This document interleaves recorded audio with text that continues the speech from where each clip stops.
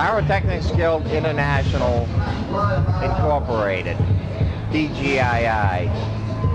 I'll have to keep an eye, I'll have to figure out, how I fit it into the equation. Yeah. Another thing is George Plimpton, you probably heard about. Right. He wrote a book on fireworks, and he mentions oh, really? he mentions the PGI a number of times. He also mentions me a couple of times. He mentioned you? Yeah. How was that? I've been at the fireworks. I was at the fireworks in the past a lot more than I am now. What did you used to do? I'll make rockets and what have you. I also made M80s, and that's what got me into trouble. Certain federal agency didn't appreciate me manufacturing and selling M80 firecrackers. The BATF, to be precise. So you used to actually... I'm glad if I had to get buzzed into making M80s, it happened then and not now. What's that? Making M80 firecrackers, it happened then and not now. Manufacturing explosives today is not considered funny, ha-ha. So you do some things to pick up a little extra scratch? What? You do some stuff to pick up a little extra money? Yeah. Just making firecrackers, they were $3 grand. $3 M80 firecrackers, celebrating the 4th of July. Where would you make firecrackers? Oh, in the garage. Really? Yeah. I assemble them and I had friends who would take them down and sell them to the construction workers in the Seabrook Nuke. Young men in particular really love M80 firecrackers. Because 10-year-old boys like them too, which is one of the problems on. There's one thing, like catnip to cats, M80s to anybody under 25. That's funny, you're right. You're right. Yeah. It really is. They're a little bit too, the older you get, they're a little bit too powerful. If you made a mistake with an M80 firecracker, you're going to lose a couple of fingers. Yeah, it's like a real... The electricity is down. It's like a real, it's like a real rite of passage, Kids love that stuff. Yeah. But you're right, young boys love it. Really going through her. Let's try like that torch.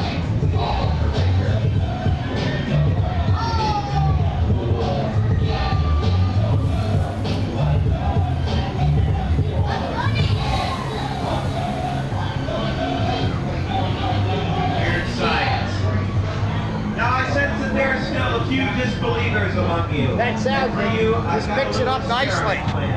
That's good. But I've done this before, I'll tell you that much. Yeah, you put mics on before. Anything? Oh yes, your Rolex box, sir. You've done the, you knew where to put it. Yeah. Yeah.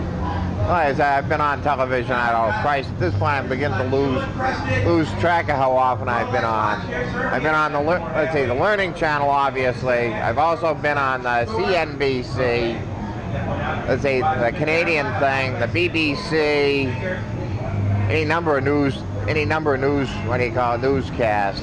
There's Jerry Springer, been on that. What,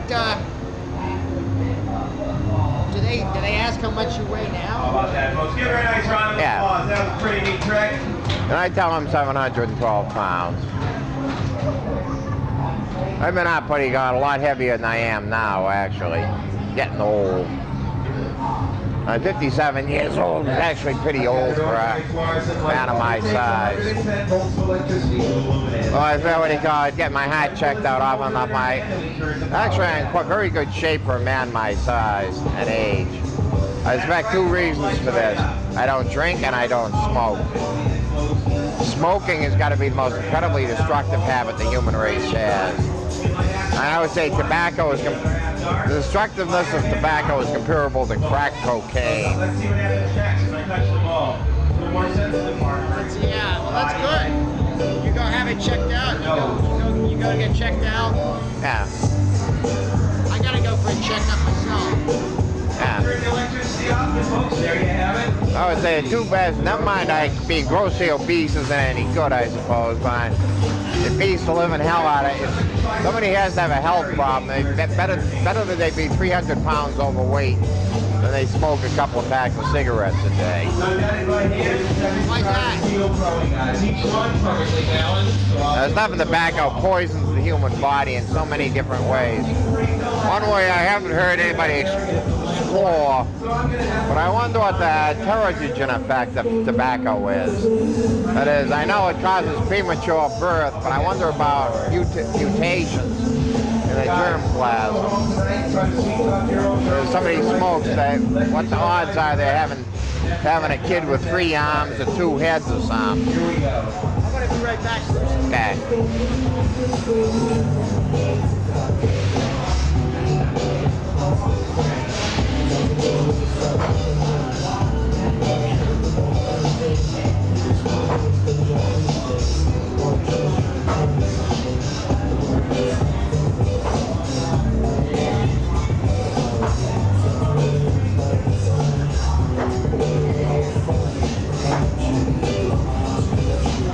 Please give her a round of applause. I think she's the one that really earned it.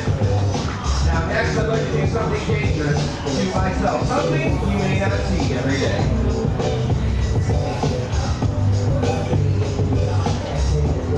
Adam told me get her up close, and I still threw a little lens on You know, I get up about 8:30. Actually, this morning I woke up at 9 o'clock, so it was a bit of a rush. But still, what do you go? You're getting out of here in about another 3.5, 4 hours. Yeah, Are you here till 12? that's about a quarter of. And by the time you get home, it's 1. Which means you get while this beer runs, you get 6, 7 hours sleep a night. There it goes. Let it go again. Huh? Oh, shit.